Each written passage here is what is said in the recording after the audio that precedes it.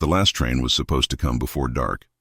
May kept telling herself that every hour, every time the wind scraped against the station windows. But darkness had long swallowed the tracks, and the only thing that arrived was cold. Her breath turned white in the air as she rubbed her hands together, still gloved, still shaking. The clerk had gone home hours ago. Even the telegraph had gone quiet. She wasn't supposed to end up here. Nurses didn't wait in forgotten stations, not after years of tending soldiers and miners who swore they'd right her when they got better. She used to believe them, used to believe in a world that kept its promises. But the mining camp shut down, her pay stopped. And when she tried to head east again, the ticket fund never came. One letter short of survival. That's what her life had turned into. She rose to pour another scoop of coal into the station's weak stove, but the bucket was empty. Her fingers trembled, not just from cold, but from anger at herself, for hoping. She pressed her back against the wall, listening to the wind outside.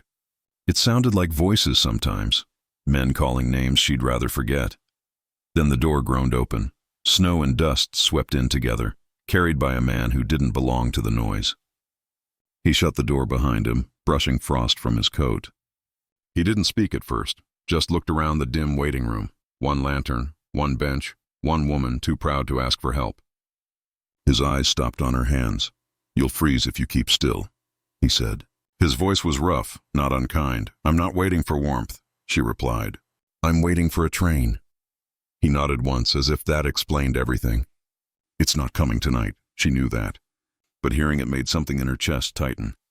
"You work for the line." "Rancher," he said, stamping snow from his boots. "Cattle east of the ridge. Needed salt and feed." "Thought the freight car might have come in? So you're stranded too?" "Not quite. Got a team outside, but they won't last long in this wind." She looked at him then. Tired face, lines carved deep, eyes the color of weathered wood. He wasn't old, but life had pressed him hard, the kind of man who'd seen more graves than birthdays. "I can manage here," she said, folding her arms. He studied her, quiet but steady. "No firewood, no train, no supper. You'll manage for a few hours, maybe." Silence hung heavy. Then he added, "My cabin's 6 miles. Warm stove. If you've got pride, keep it, but you'll need fingers to use it tomorrow." She almost laughed. "You don't even know my name." "Don't need to. Folks help each other or they don't. Your choice." May looked toward the window. Snowflakes were sticking to the glass, thick and white, the kind that swallowed tracks before you could turn back. "I don't take charity."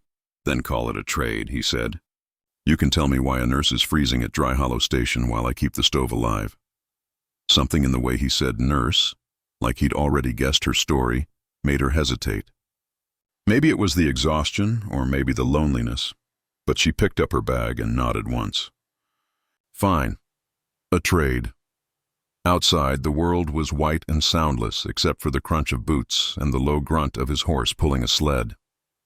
He lifted her bag, steady and sure, as if he'd been doing this all his life, helping people who didn't want to be helped. She didn't ask his name until they were halfway down the ridge. "What do I call you, stranger?" "Cale Rider. May Hartley." He smiled faintly. "Good. Now we ain't strangers." The road stretched long and dark ahead of them, but something, some quiet piece of mercy, moved with the sled. May watched the snow fill the air behind them, covering the empty station. The train never came, but maybe, just maybe, she'd boarded something else entirely, somewhere between frost and firelight. 2 worn souls started the kind of journey no timetable could ever plan.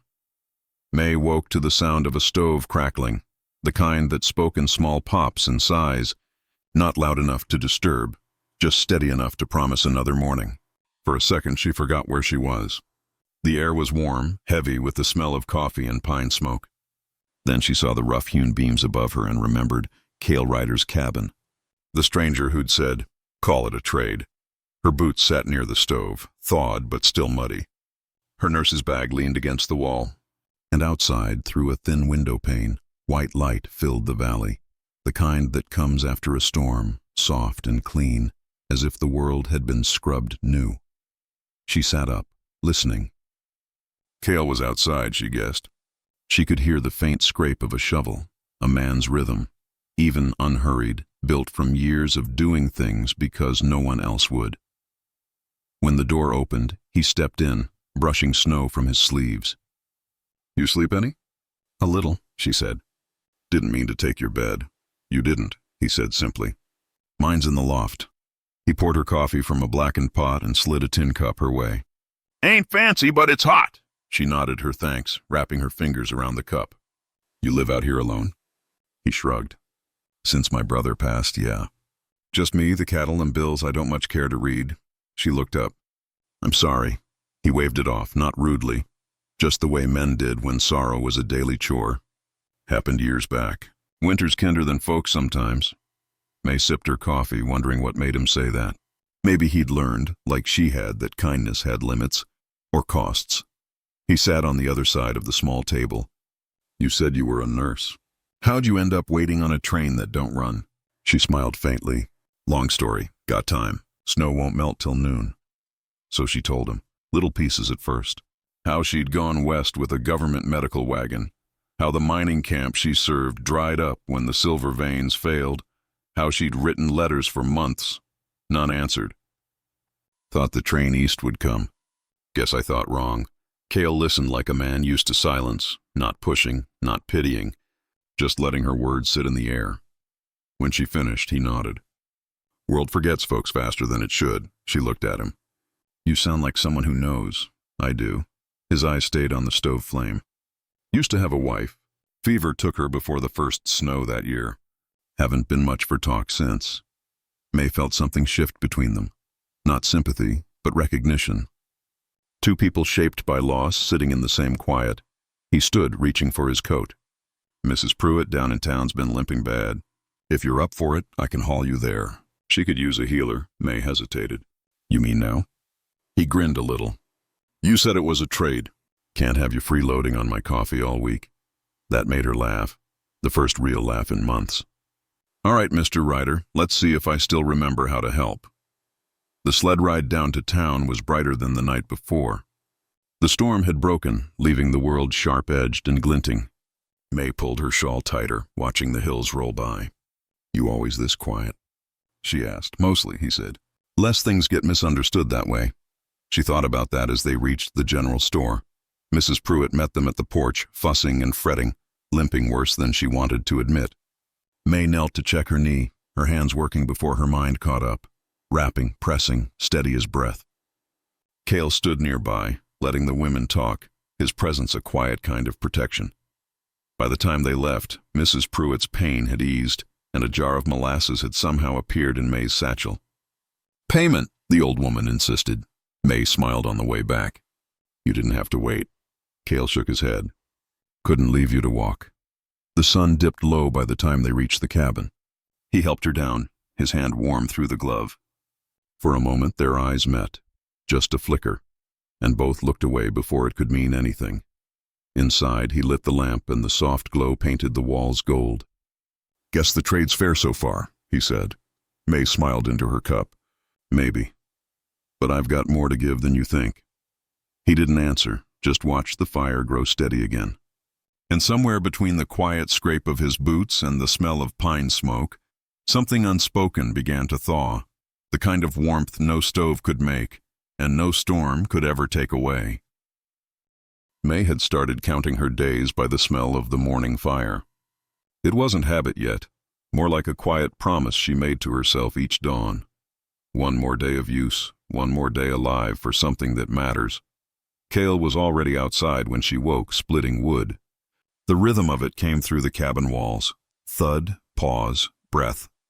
There was something steady in the way he worked, a kind of peace that came from repetition, from not thinking too far ahead. May found herself timing her coffee to those strikes, listening like it was a heartbeat she'd learned to trust. By the time he came in, brushing snow from his sleeves, she had a pan warming on the stove. Smells better than salt pork, he said. Biscuits, she replied. Figured if I'm to stay a while, I should earn my keep properly. He smiled a little. You already did that. Half the town's talking about Mrs. Pruitt's knee. May laughed softly. I imagine they're talking about other things, too. Cale poured himself coffee, gave her a knowing look. You mean us? Well, she said carefully, two people under one roof tends to stir the imagination. He didn't answer right away. Instead, he stirred the fire, gaze fixed on the glow inside the stove. Let him talk, he muttered finally. I learned long ago you can't feed gossip.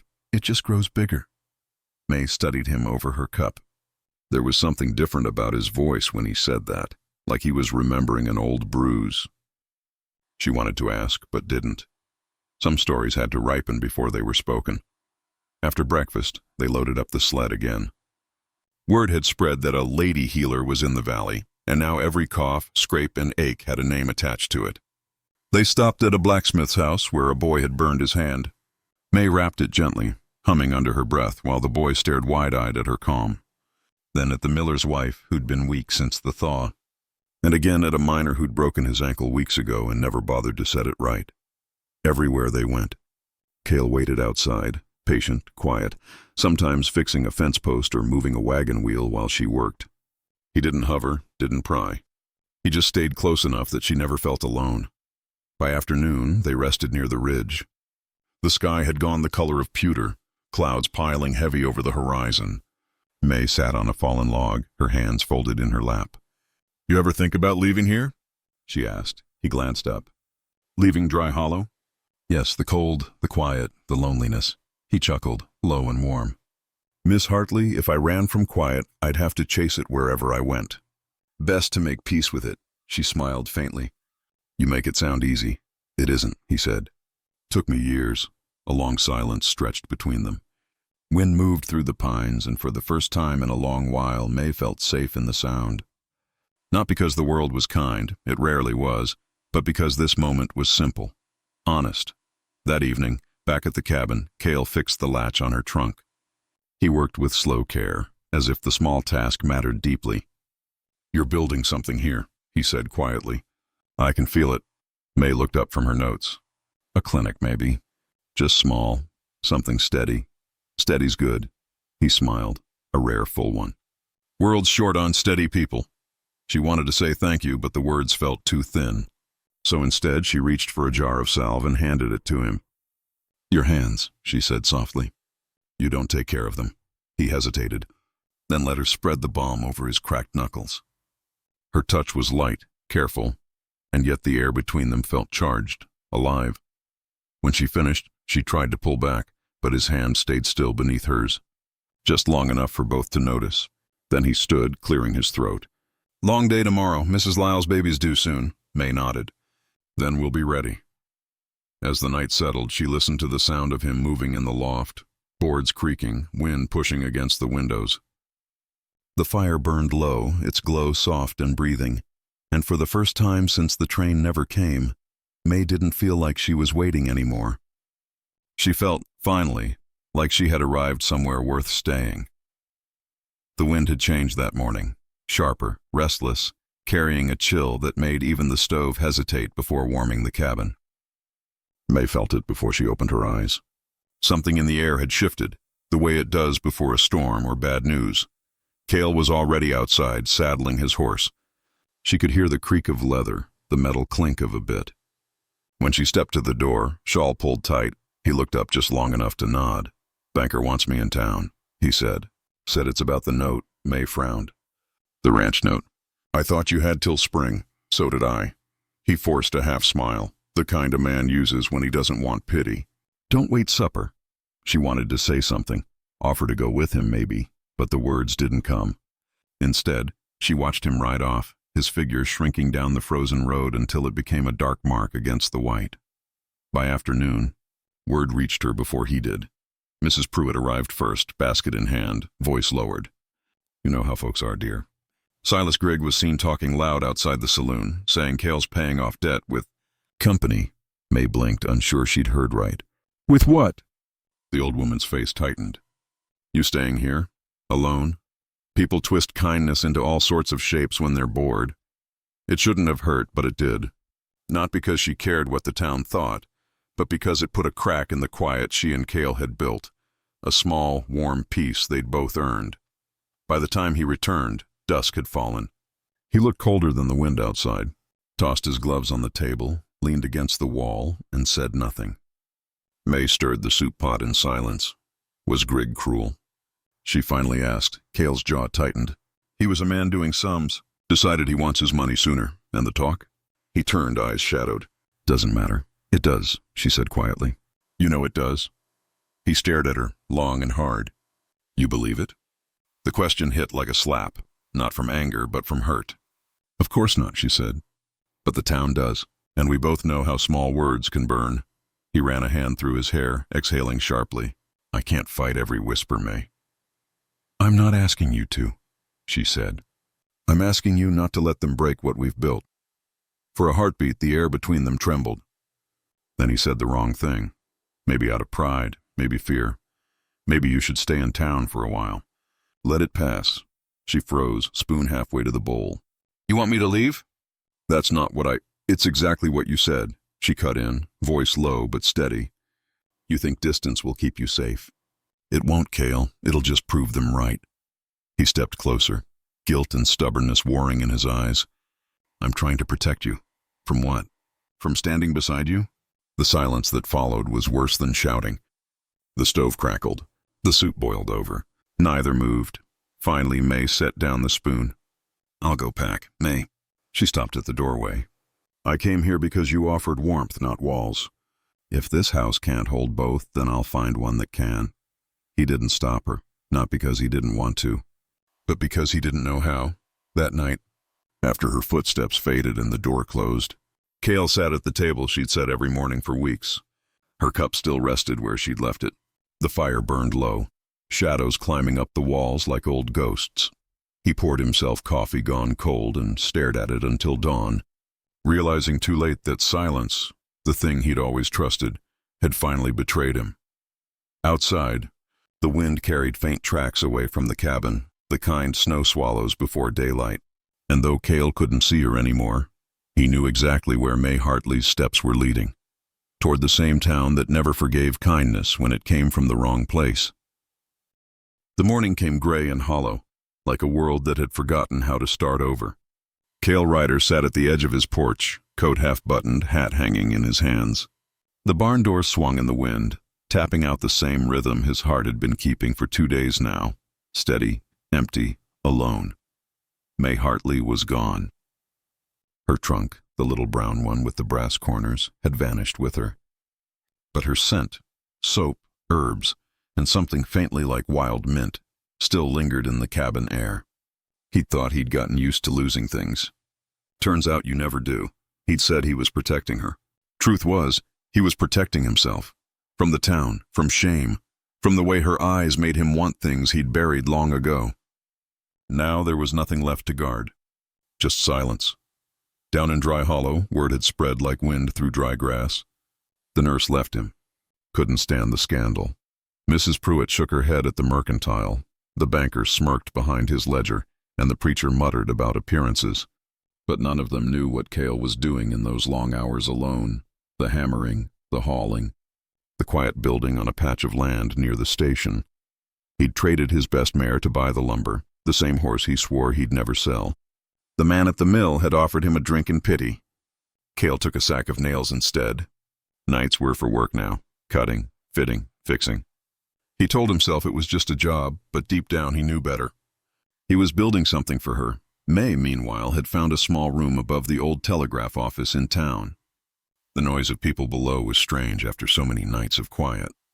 She missed the sound of firewood splitting, the way Cale filled a doorway without trying. But she'd made her choice. Pride demanded distance, still the town wasn't kind. Whispers followed her into the apothecary, the church pews, even the sick rooms where she worked. A widow from the ridge said, "You did what you had to." But May wasn't sure she had. Each evening she looked toward the hills and thought she saw a light flicker, one steady lamp burning where his cabin should be. Then, one Sunday, a rider came for her. Tom Lyle, the station man. "Miss Hartley," he said, hat in hand. "You might want to see what's going up near the tracks." She followed him through slush and thin sunlight until the scent of sawdust hit her. There beside the old rail fence stood a cabin, small, simple, new. A sign hung above the door. May Hartley, nurse. Cale was inside, sleeves rolled, fitting the last shelf. He turned when she entered, startled but not ashamed. "Didn't mean for you to hear it from someone else," he said. May's throat tightened. "You built this?" "Figured you needed a place that's yours. Close to town, but not of it." She stepped closer, eyes glistening. Why? He looked down at his hands, scarred and raw. Because I was wrong. Thought distance was safer. Turns out it's just colder. For a moment neither spoke. Only the sound of the stove filling the space between them. Then May smiled, small, tired, but real. You always build your apologies out of wood? Only when words fall short. She laughed softly. Then this one might last a lifetime. Cale exhaled, some of the weight leaving his shoulders. You'll stay? She looked around, at the sunlight spilling through the window, at the shelf waiting for her jars, the table already set with 2 tin cups. I think, she said gently, I already have. Outside the wind shifted again, softer this time, carrying the smell of thawing earth. Down in Dry Hollow, Mrs. Pruitt told anyone who'd listen that kindness had come home at last, and when the evening train finally passed, its whistle echoing through the valley, May lit the lantern over her new door. The glass caught the glow and threw it wide across the snow, a quiet beacon for anyone still lost in the cold. Cale stood beside her, hat in hand, watching the light dance. Looks like folks will find their way easy now, he said. May touched his arm, her smile warm as the flame. So did I, Cale, so did I.